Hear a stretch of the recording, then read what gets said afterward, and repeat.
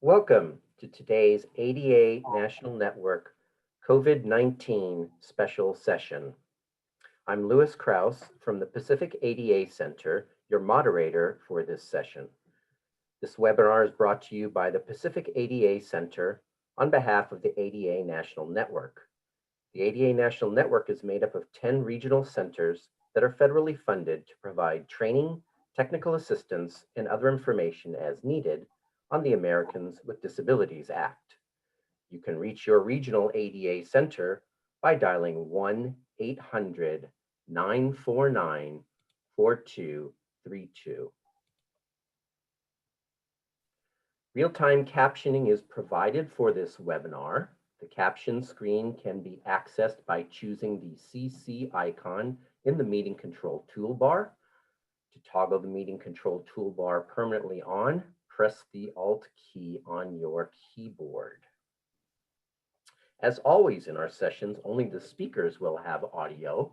If you do not have sound capabilities on your computer or prefer to listen by phone, you can dial 1-669-900-9128 or 1-646-558-8656 and use the webinar ID of 864-8854-2838. I wanted to remind you that this webinar will be recorded and is being recorded and will be able to be accessed at the ADA Presentations site, adapresentations.org site in the archive section next week. You can follow along on the webinar platform with the slides. If you are not using the webinar platform, you can download a copy of today's PowerPoint presentations at the healthcare schedule page of adapresentations.org. As this is a special session on COVID-19 vaccination, the presentation today will conclude at 3:15 Eastern, 2:15 Central, 1:15 Mountain, and 12:15 Pacific time. At the conclusion of today's presentation, there will be an opportunity for everyone to ask questions.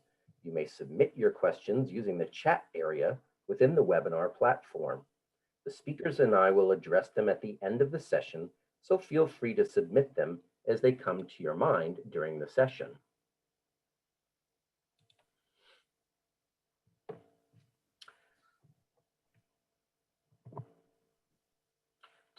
To submit a question, you type into the chat area text box, or if you are using keystrokes, you can press Alt and the letter H and enter your text. If you're listening by phone and not logged into the webinar, you can ask your question by emailing them to ADA-Tech, that's ADA-TECH at adapacific.org. If you experience any technical difficulties during the webinar, you can send a private chat message to the host by typing in the chat window. Again, you can use keyboards on that for using Alt-H to enter your chat information. You can also email us at adatech@adapacific.org, or you can call 510-285-5600. Today's ADA National Network special session is titled Vaccine Access for People with Disabilities, Guidance, Funding, Strategies, and Best Practices. We are very honored today to have ACL Acting Administrator Alison Barkoff and U.S. Department of Health and Human Services Office of Civil Rights Acting Director Robinsue Frohboese to discuss new information on guidance, funding, strategies, and best practices related to vaccine access for people with disabilities. They will emphasize recently released resources on vaccine access. Alison will address strategies and promising practices that are helping improve vaccination access, and $100 million of funding provided to ACL by the CDC for vaccination efforts. Robinsue will address OCR's recently released guidance on federal legal standards prohibiting disability discrimination in COVID-19 vaccination programs, and the fact sheet Disability Access in Vaccine Distribution. Today's speakers are Alison Barkoff. Alison, as I mentioned, is the acting administrator and the assistant secretary for aging. She provides executive direction, leadership, guidance, and coordination for ACL programs nationwide and advises the HHS secretary on issues affecting individuals with disabilities and older adults. Ms. Barkoff came to ACL from the Center for Public Representation, where she served as Director of Advocacy and led policy advocacy with federal agencies and Congress and legal advocacy nationally to advance community living and inclusion, including in the areas of healthcare, Medicaid, home and community-based services, employment, housing, and education. She has previously served in numerous other government roles, including as special counsel for Olmstead Enforcement in the Civil Rights Division of the Department of Justice, leading efforts to enforce the rights of people with disabilities to live, work, and fully participate in their communities. Robinsue Frohboese is the acting director and principal deputy director for the Office of Civil Rights. She is the senior HHS OCR career official ensuring compliance with and policy development of federal civil rights laws in HHS programs and protecting the privacy of individuals' health information under HIPAA. She has more than 40 years of experience in disability rights and community integration at grassroots, state, and federal levels. She began her federal career working on disability rights issues for Senator Ted Kennedy and served for 17 years as a senior litigation attorney and deputy chief at the U.S. Department of Justice's Civil Rights Division, focusing on institutional reform and community integration for people with disabilities before joining HHS in 2000. She has led a number of special projects for the HHS Secretary, including reports to the President on the Olmstead Federal Blueprint, and represented HHS for 10 years on the U.S. Disability Treaty Delegation to the United Nations. So, Alison and Robinsue, I will now turn it over to you.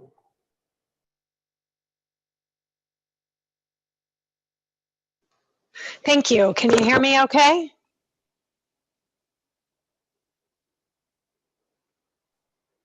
Okay. Yes, great. Thank you so much for having me today. As was mentioned, I am the acting administrator at the Administration for Community Living and want to start by thanking Lewis and the Pacific ADA Center for having me today. I'm really honored to share the virtual stage today with Robinsue and her staff from OCR. And I'm really pleased that the ADA Center and the networks are one of the projects of ACL that we're incredibly proud of. Today, I am going to, next slide, please. I'm going to start off today by just giving a little bit of framing for our conversation about vaccine access for people with disabilities and how this fits into priorities of the Biden-Harris administration. As the disability community knows, COVID-19 has had a devastating and significant impact on people with disabilities in so many ways. People with disabilities have lost services, have been in institutional settings where COVID-19 has had disproportionate impacts, and so much of our work right now is focused on how do we recover out of COVID-19. Within the first few days in office, President Biden put out a COVID-19 national strategy and a set of executive orders. And I want to talk a little bit about what those mean for people with disabilities and how that has driven the work that ACL and HHS's Office for Civil Rights and the entire federal government have done together. The COVID-19 national strategy focuses and includes the many ways that people with disabilities have been impacted. It talks about how people with disabilities need more access to community services to help support them in their own communities instead of being forced into institutional settings, for example. It talks about the ways that people with disabilities have been unable to access medical treatments and have faced discrimination. And for today, our focus is on vaccine access and how we need to make sure that people with disabilities who oftentimes face barriers can have equitable access. A second priority of the Biden administration is about equity, and equity that's focused on racial justice through an intersectional lens. And that includes barriers that people with disabilities and older adults face because they are people of color, because they are LGBTQ, because they are low income, because they may not speak English as a first language, and other barriers. And as part of those executive orders, we are ordered, we have a moral imperative to think about all of our work through an equitable lens to make sure that no one is left behind. And then finally, President Biden has put out a priority around the care economy and the care infrastructure. And as part of that, a centerpiece is ensuring that people with disabilities have access to the home and community-based services that they need to remain safely in the community, and that caregivers, whether those are paid direct care workers or family caregivers or other informal supports, get what they need to be able to do their critical job. Because of these three priorities, we have come together with an all-government approach to addressing COVID-19 and particularly to ensuring vaccine access for people with disabilities. One of the projects that we have worked on together that we're going to focus on today is about making sure people with disabilities and covered public entities know their legal obligations to ensure access for people with disabilities, ensure access for people with disabilities. But for ACL, it's important for us to at the same time show examples of how states and local public health authorities are working in partnership with disability organizations, including ACL's networks, on the ground to ensure vaccine access. So with that, I'm going to turn it over to Robinsue to talk a little bit about the legal documents that the Office for Civil Rights put out around vaccine access. And then I will talk later about the resources that ACL has put out about best practices and funding that we have pushed out to networks on the ground in states to make vaccine access a reality. Robinsue? Thank you so much, Alison. And again, I'm Robinsue from the Office for Civil Rights. I'm going to refer to our office with the acronym, which is OCR. And as Alison said at the outset, equity is such an overarching principle that the president and our secretary, Secretary Becerra, are embracing in everything that HHS does. And we know at the outset that equity begins with treating people in a non-discriminatory way. And that is both ensuring that people purposefully are not discriminated against, but also very importantly, that systems, however well-intended and designed, do not unintentionally have a disparate discriminatory impact on individuals with disabilities. And that has been an overriding issue throughout the COVID pandemic. At the outset, I wanted to let everyone know that I am joined by two OCR, I'm going to call them staffers. They have come back out of retirement, and we are just so thrilled to have them as part of our OCR staff. They are well known, I know, to a lot of you, and they are both giants in their own right in the disability field. So the first person I'll introduce, who will also be speaking, is John Wodash. And John hopefully is on screen. I'm not seeing him on my screen, but I hope others can see him, because as all of you know, John was actually a major architect of the ADA. He went on to create the disability rights section within the Civil Rights Division at the Department of Justice. But what you may not know is that John actually began his career at HHS, which then it goes back so many years. Sorry to date you, John. It goes back to when HHS was called HEW.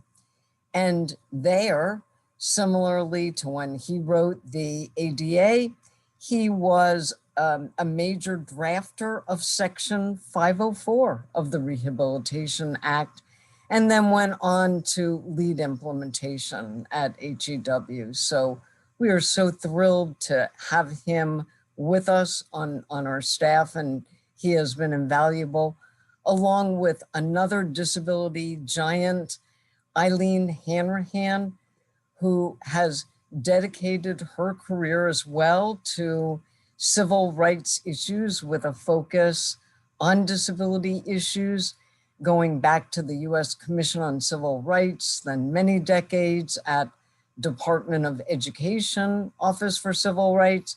And then she concluded her formal federal employment at OCR in HHS for more than a decade, where she was the architect and leader behind our non-discrimination regulation that first was promulgated during President Obama's tenure, and it is known as short as 1557. And so within that context, a large focus of Eileen's efforts was also on disability rights. And we are again in a position where we are looking actually across the board at our regulations. So having both Eileen and John on our staff, we could not be happier. And they have really jumped in full force throughout COVID, and really were the drafters of this guidance that we are going to be talking about today, that is specifically on vaccinations. And so I initially had asked them to join because unfortunately I need to leave about 10 minutes early for another presentation I need to do. And they were going to help with Q&As, but then I thought, who better to talk about the guidance than the drafters? So they are going to jump in after I, like Alison, just give a few introductory reports to put all of OCR's activities throughout the pandemic in context. So on the slide in front of you, you see our website that is devoted to civil rights and COVID-19 issues. And from the moment HHS actually declared a public health emergency in March of last year, because of the COVID pandemic, we knew in our office that civil rights issues were going to be really important. We knew from our just experiences over the decades and experiences in during public health emergencies, that issues, civil rights issues involving people with disabilities were really paramount. So just within a couple of days after the public health emergency was announced, we came out with a very clear statement that civil rights protections continue in full force under COVID. We stood up this website, which you can see, and then we went about issuing a whole host of guidance and technical assistance pieces as issues came to our attention, and they came to our attention in many ways. All of you who are in the audience were really key in bringing those issues forward to us. The media would spend a great deal of time focusing on how COVID was having a disproportionate impact on individuals with COVID. And we also were receiving, quite frankly, thousands of complaints about civil rights concerns during COVID, and many of those involve disability issues. And so you will see on our general website that we cover a lot of different issues, and we do cover the full range of civil rights issues because, as Alison had said, we know that other issues involving race, color, national origin, sex, age, are all have an important intersection with disability issues. So they are all interrelated. But some of the issues right at the outset that I know a number of you are familiar with: crisis standards of care, which also is known as medical rationing or triaging, which was such a really significant and heartbreaking issue at the beginning of COVID when we saw the hospital surge. We have just received a lot of complaints about accessibility issues, which is a major part of our vaccine non-discrimination guidance and fact sheet, and issues about hospital visitation, where an individual with a disability really needed their support person while being hospitalized, whether for COVID or for some other procedure. And because of very strict requirements and limitations in place during COVID, they were not able to get their essential care person and the support that they needed. So we took a number of enforcement actions as well as issued guidance in that area. And as you know, we also last week issued legal guidance on vaccinations. And as Alison said, what we have always done is to pair any legal guidance that we are providing with practical tips about how to implement them, because the guidance both educates individuals, excuse me one second. Sorry, I couldn't put myself on mute quickly enough. It both educates stakeholders, consumers about their rights, but importantly, it educates providers about their responsibilities. And in order to carry out those responsibilities, they need to know how to do it. And that's why being positioned within HHS, having great partners like ACL and the other agencies within HHS really uniquely positions us to bring this full service guidance to the community at large. And so with that, the next slide has links to the two pieces of guidance, if we can go to it, and one is more legally oriented. It outlines the legal standards that that govern ensuring non-discrimination and accessibility throughout the vaccination process. And then the second is a shorter fact sheet that has some specific steps that providers can take, as well as examples of things that they might do.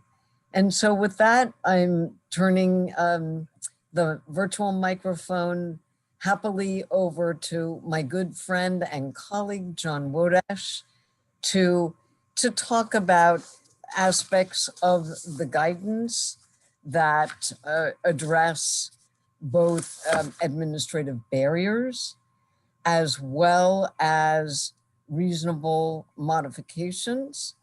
And then if we go to the next slide, because it outlines 4 different areas, and Eileen will be talking about both effective communication as well as program access. And so, John, I turn the platform over to you. Thank you. Thank you very much for the kind remarks, and good afternoon and good morning, everyone. It's nice to be back on the ADA with the ADA National Network. I'm also delighted to be here with Alison, Barkoff, and Robinsue Frohboese. I can tell you that our government is in very good hands with their leadership. Let me talk about briefly 2 of these issues. The documents that we put out address Section 504 and Section 1557 of the Affordable Care Act, and they deal with what we have to do to ensure people with disabilities have access to vaccines. And one area is eliminating administrative barriers that discriminate against people with disabilities. The regulations have standards that deal with that, but we're talking about things like simplifying the registration process, ensuring that you limit the steps so that people with disabilities, some people with disabilities have significant difficulties going through complicated mechanisms that we often have. And so simplifying those, not having in place different approaches. So you have a different way for people with disabilities to access vaccines. There's nothing inherently wrong with that, but what usually happens is it means they are different and therefore don't get equal access to vaccines. So if you have a telephone number for people with disabilities, but everyone else can use their computer, that may be discriminatory. There are a lot of administrative barriers, having a lot of information that you have to provide on site that people with disabilities may have difficulty completing in whatever site there are. So the idea is to limit those. What I'd like to talk more about are the reasonable modifications. 504 and 1557 require healthcare providers to make reasonable modifications to their policies, practices, and procedures where it's necessary to provide access to people with disabilities. There's a limitation, which is a fundamental alteration in the nature of the program activity, but what we're talking about here doesn't rise to that level. And let me give you some of the examples that routinely come about. Think of immunocompromised persons with disabilities who may, 6 feet of social distancing may be too little for them.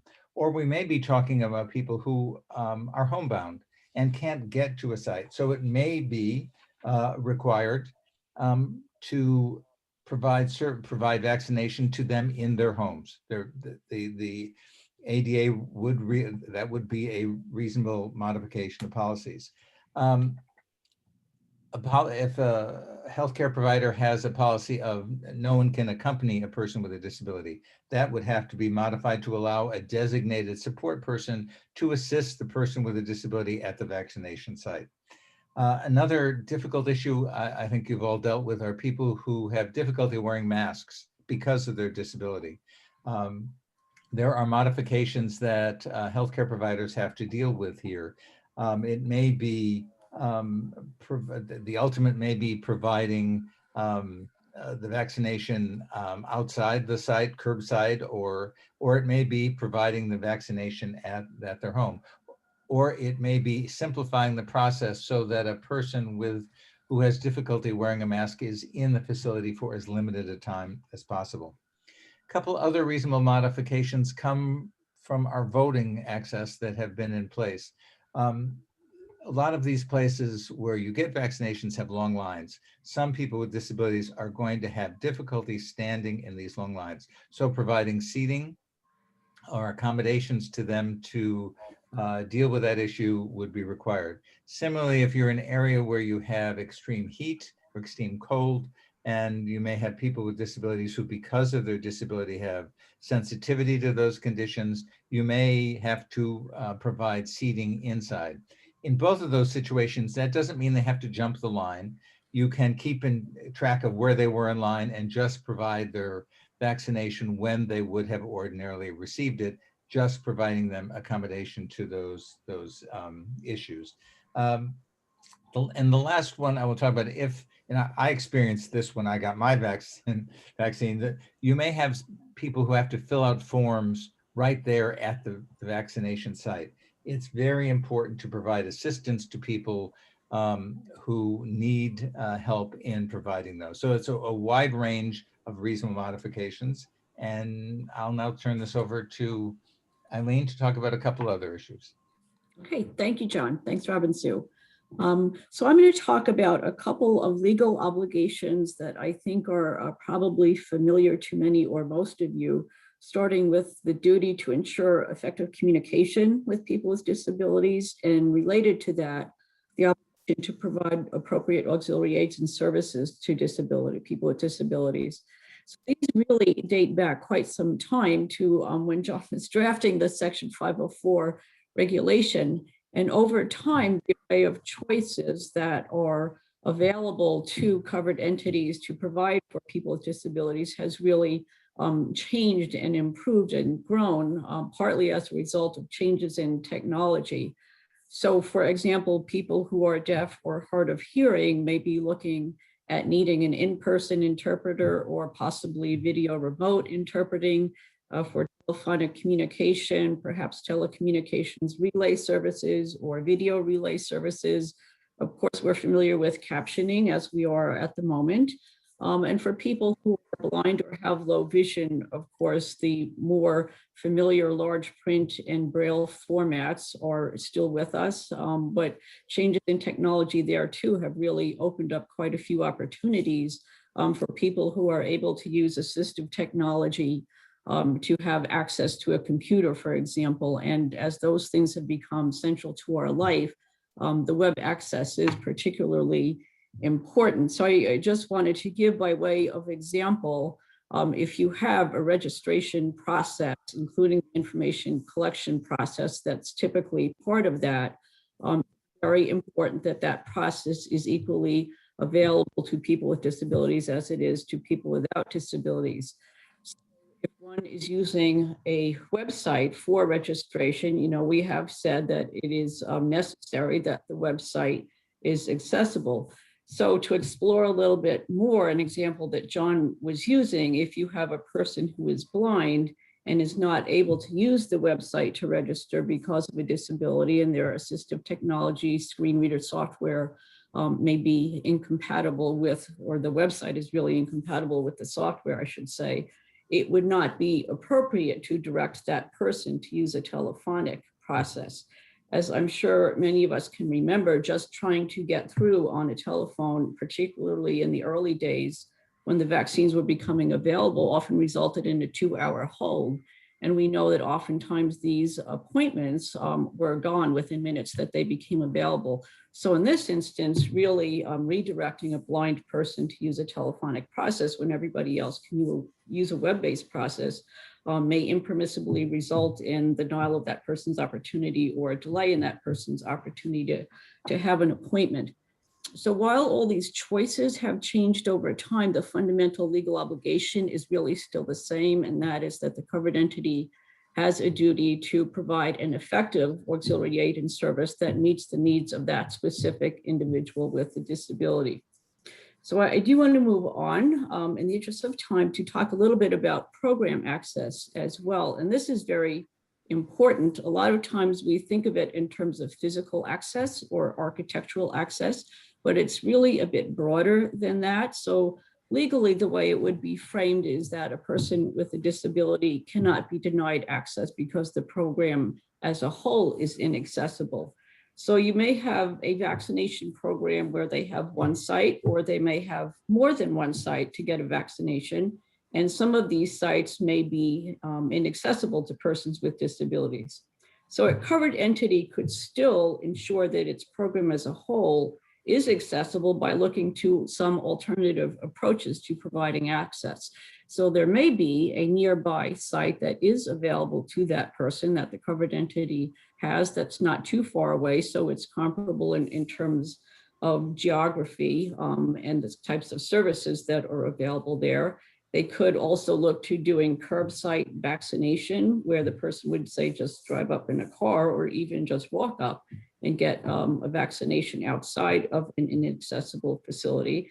And as John mentioned, they can look at doing home visits or in some cases providing transportation for the person with a disability to get to a vaccination site. So if you have, say, a person with a psychiatric disability and they're home and they can't really leave their home, whether or not they have public transportation or private transportation, and appropriate response, appropriate assistance from the covered entity would be to provide a home visit to administer the vaccination to that person.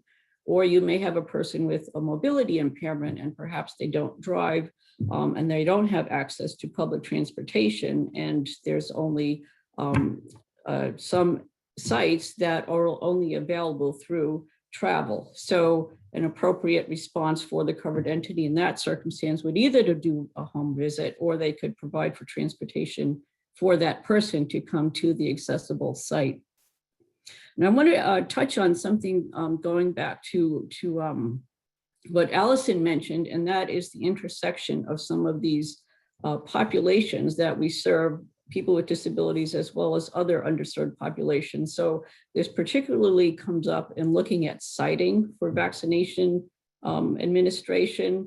So in urban areas, you can have people, they can be populations that have low income, sometimes minority populations, sometimes people with disabilities don't have access to private transportation, and they may have to rely on public transportation. So it's important for covered entities to keep in mind the access the person needs even to get to the site. And even in rural areas, the challenges are a little bit different, but similar. There may be people who simply are unable to access sites that are available. So covered entities could have satellite sites. They could take over a facility in a grocery store, a pharmacy, a community center, and they can also look at having a mobile vehicle that people could come to at a shopping center or a church or school or something and administer vaccinations there. So I don't want to take too much time, just last to touch very briefly on outreach, particularly as vaccinations seem to be dropping off just a little bit now. It's really important to make sure the populations are getting the information that they need to make decisions and to get the vaccination. So whether that's through partnering with disability organizations that serve people with disabilities, or it may be through uses of different types of media, and ensuring that the messaging is always accessible to the different types of individuals with different types of disabilities that we may encounter. So I am going to stop there and I guess pass it off to Alison right now. Great. And Eileen and John, thank you so much. Before Alison jumps in, I again want to send my regrets that I need to jump off. And so we have been chatting in the chat box, and for everyone's awareness, we're going to extend this by an additional 15 minutes to allow enough time for questions and answers. And thanks to John and Eileen for covering them with OCR. And again, thanks for including OCR, Alison. Great. Great, thank you. So I'll just briefly touch on, and again, I want to make sure we leave plenty of time for question and answers. Like the Office for Civil Rights, the Administration for Community Living has been working throughout the pandemic on a number of priority issues. And as I mentioned, it really has been a whole government approach. I'll just, and if Louis could put this in the website, in the chat, like OCR, ACL has an entire webpage at acl.gov that you can link to that has a whole set of resources from across the entire federal government targeted to people with disabilities and older adults. And of course, as we are talking about, vaccine allocation and administration has been a top priority over the last couple months. And I'm going to talk for a few minutes about resources we put out and how we have been supporting ACL's networks on the ground in local communities and across states to help be part of the solution. Next slide, please. And actually, if you wouldn't mind going to the next one, and then we'll come back. Let me start just by telling you a little bit about what ACL's networks have been doing over the last several months, and then I'll talk to you about some new and additional funding. ACL has disability and aging networks that are across every state, territory, and local community. Those include, on the disability side, Centers for Independent Living, protection and advocacy systems, state councils on developmental disabilities, university centers on excellence in developmental disabilities, and aging and disability resource centers, as well as a set of aging networks, including area agencies on aging and state units on aging. And over the last several months, our networks have really been on the ground partnering with state and local public health agencies to do the very things that John and Eileen were talking about in terms of making sure people with disabilities have outreach, have access, and are providing the supports to make that a reality. Just some examples. As Robinsue said, we thought it was really important across HHS not only to put out a document that made clear both the rights that individuals with disabilities have and the legal obligations that covered public entities have, but strategies to actually translate those legal rights into a reality. And that's what our strategies and best practices document is. And I think Louis will also put a direct link to that in the chat. We looked across the entire country and local communities and talked with our networks and provided very specific examples of at the local level with a specific SIL, with a specific area agency on aging, with a specific P&A. What is it that you are doing? Because we wanted to lift up these examples so they could be replicated as appropriate in across the country. So I think Eileen talked about outreach and education. Just to give an example, many of the university centers on disabilities are working with self-advocates and self-advocacy organizations to put out information in plain language that's accessible to people of intellectual and other cognitive disabilities. Many of our AAAs and Centers for Independent Living can help for people who are unable or don't have access to the internet to schedule vaccinations. Many of our P&As, the protection and advocacy agencies, have been working with state and local public health authorities to ensure website access and physical accessibility of vaccine sites. As Eileen and John talked about in terms of reasonable modifications to programs, there may be some people for whom getting to a vaccine site is not possible, and they cannot have equal access unless we bring the vaccines to them. Again, ACL's networks have been on the ground, both working to help identify people for whom leaving their home is not possible, and working together with public health authorities have been part of bringing vaccines to people. There are ways that our networks are providing the type of direct services that people need for access, everything from providing direct transportation door to door to a vaccination site, to providing one-on-one supports to someone who needs someone with them to get a vaccination, to even creating targeted pop-up sites, vaccine sites that are targeted to different disability populations to make it age-friendly or disability-friendly in other types of ways, to make sure that every single person with a disability who wants a vaccine can access that. And finally, our work is absolutely centering equity, particularly racial equity, across all of these programs and policies. If you could go back one slide. So in recognition of the work that was already happening on the ground across the country and the need for us to really put intentionality into expanding access and addressing barriers, President Biden announced 3 weeks ago $100 million from the Centers for Disease Control to the Administration for Community Living to push out to our networks on the ground to assist with vaccine access. As you can see on this slide, there was money that went to each of our networks that provide that type of direct support, our aging and disability networks. And in addition, we got $5 million to expand an existing national hotline.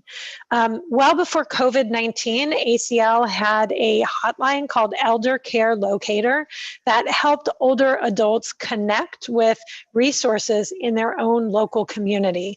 And over the last several months, that line has really pivoted to being a resource for older adults who don't have family or other supports to help them to identify what is it that they need to be able to access a vaccine and to connect them with a provider and the supports in their own local community to make that happen. We got $5 million to expand the capacity of this hotline, not only to assist additional older adults, but over the next several weeks, we will be expanding this to the disability population. We are working now to add those local resources on the ground that can serve people with disabilities.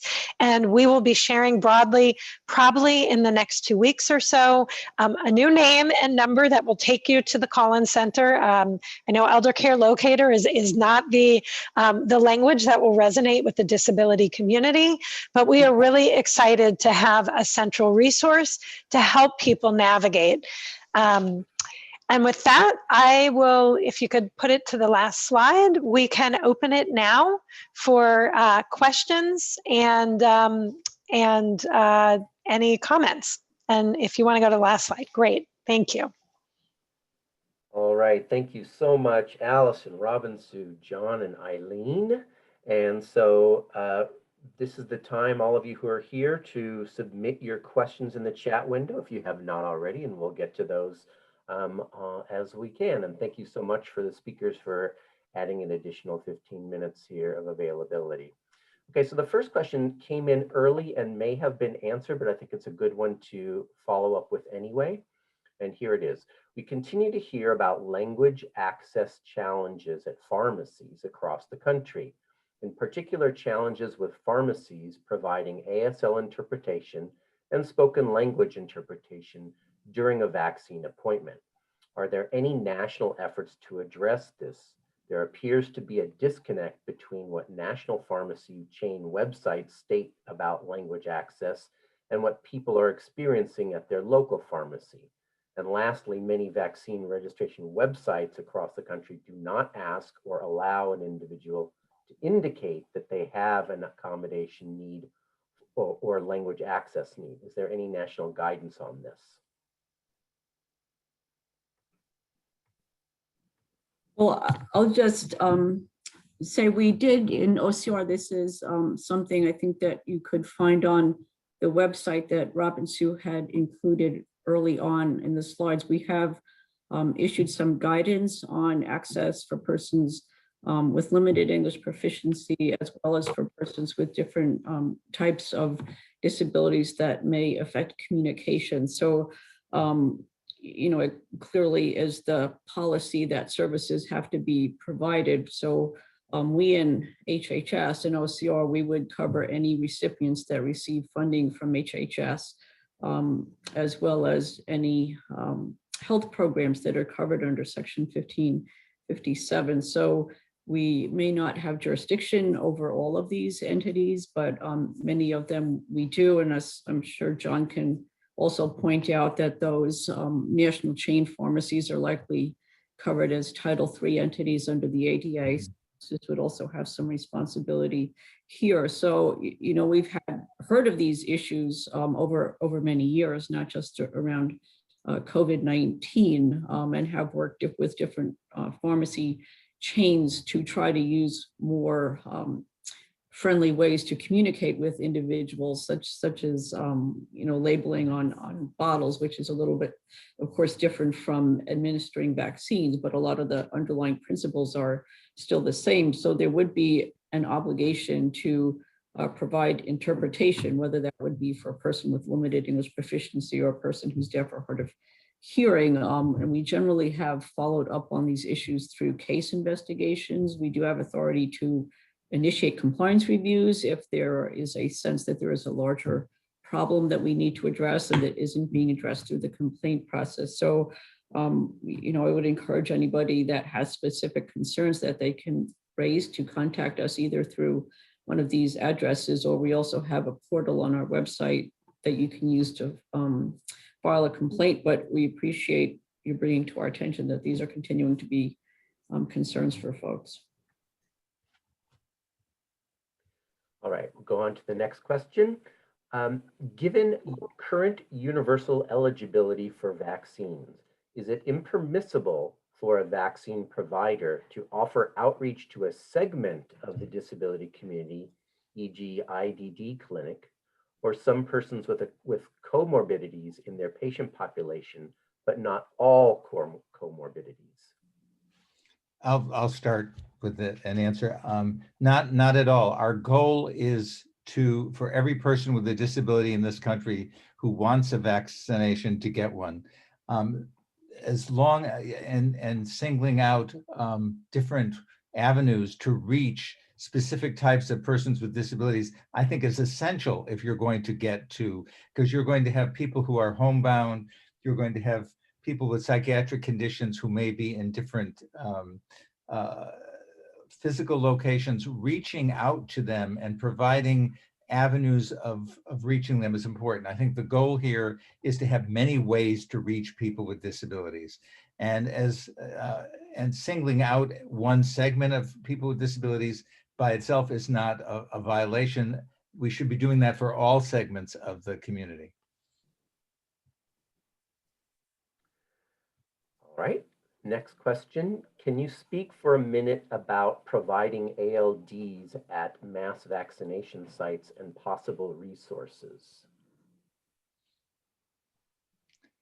Well, I'll start, and interestingly enough, as with the question a question ago, the things we're talking about in terms of effective communication have applied to all of these recipients since the 70s with 504, and certainly since 1992 with the application of the ADA. So these are not new issues. It may be different in this pandemic that institutions haven't thought about this or dealt with it. I think in terms of the resources for that, and assistive listening devices are very important for the kind of interactive communication that might be needed at some of these sites. And they certainly should be provided. And I think what Alison was talking about in terms of the incredible resources that ACL is putting forward is an avenue to help entities know how to reach this. And I think the ADA National Network itself has been effective in the past of getting information about how to get the kind of effective auxiliary aids that you need, which would include assistive listening devices, where you can get them and how to get them. The resources are there. Go ahead. And I'll just add to what John said, many of these mass vaccination sites include federal funding in a way that hadn't existed before. So when Eileen and John are talking about the limitations of the reach of 504, with all of the funding that's come from Congress through HHS, through FEMA, the reach of these laws is broader than ever. And I do want to flag many of these mass vaccination sites are FEMA funded, are in partnership with FEMA. We should have thought to actually include FEMA on this phone call too. We've been partnering very closely, ACL and OCR, and really across the federal government. FEMA itself put out a checklist on accessibility for those mass vaccination sites. They have a Office of Disability Integration Specialists, and their civil rights unit has been very engaged at FEMA. So we can also share those resources with Lewis to include in there. And again, the reach of 504, 1557, which are really the laws that John and Eileen have been talking about, I think is so much broader than it typically is in this context because of that federal funding, and FEMA is really an important part of that. And I will add that that some FEMA representatives, we are in discussion right now to have them present Great. on this topic on our emergency management webinar series in the future. So keep an eye on that in your emails for announcement of that. The next question: many visiting nurse services and other insurance provided healthcare supervision of vulnerable homebound would be natural providers who could administer the vaccine in the home of their patient, but have either not been encouraged via incentives or because of contract regulations within the health insurance world. In Nassau County, New York, a focus on homebound inoculation is on hold because of the Johnson & Johnson pause, but no clear avenue other than casual mention of PDs. Not sure what the question is there, but maybe one of you. Sure. Why don't I start, and John and Eileen can add to it. What we are really seeing, and I don't know if maybe some folks on this webinar also joined a White House convening yesterday that was on barriers faced by people with disabilities and older adults, which had a lot of focus actually from the state and local levels on strategies for reaching people who can't leave their home and need to get a vaccine in their own home. It certainly is happening in many, many pockets across the country.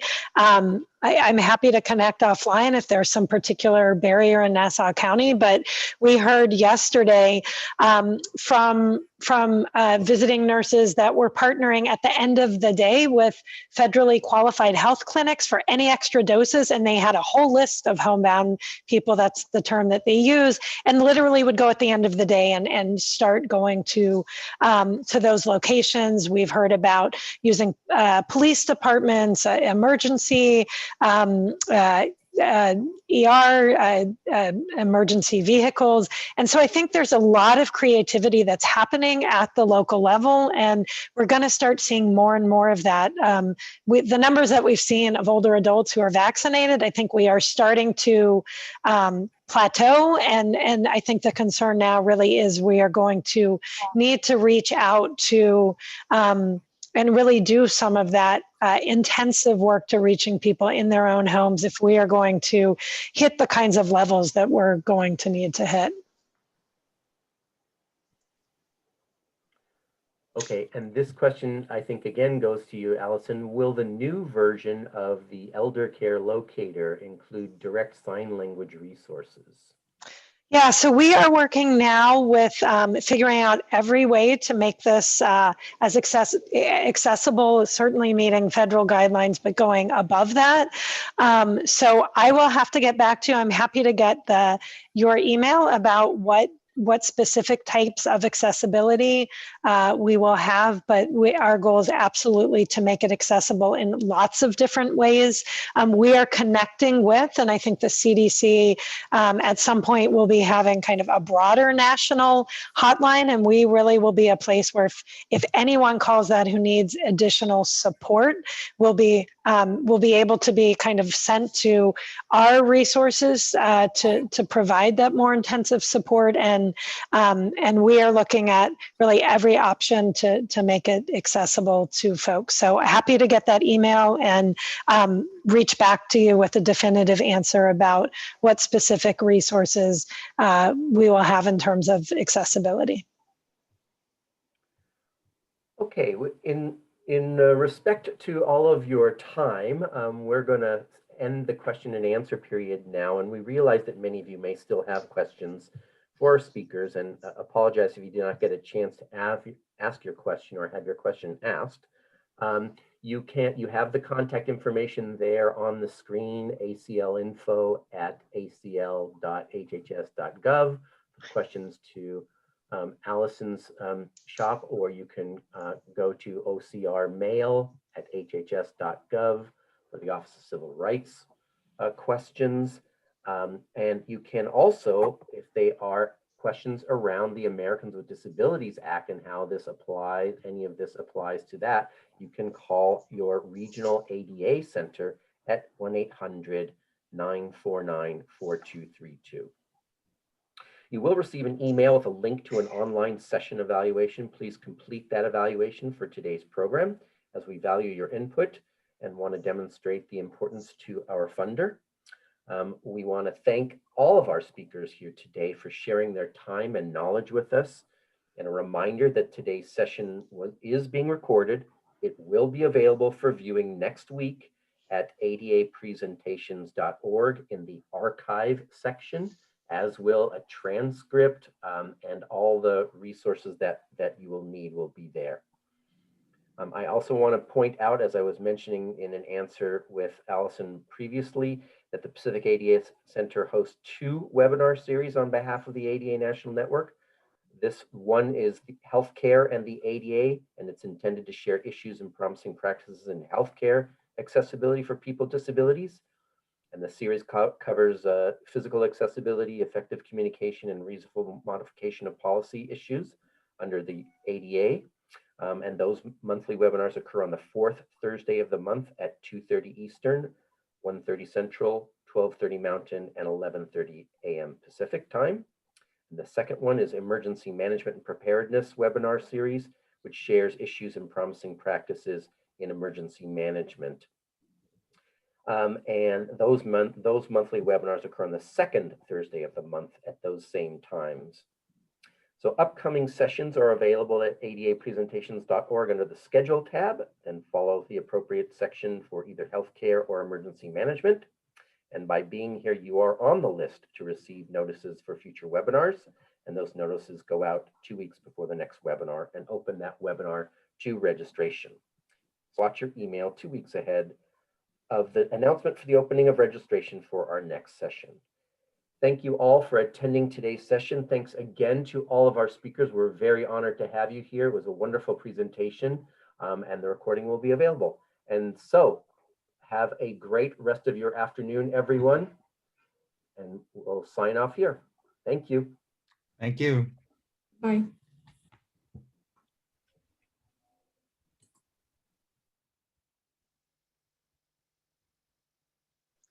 Thank you all so much. You guys have an awesome day, and it was a pleasure meeting you all.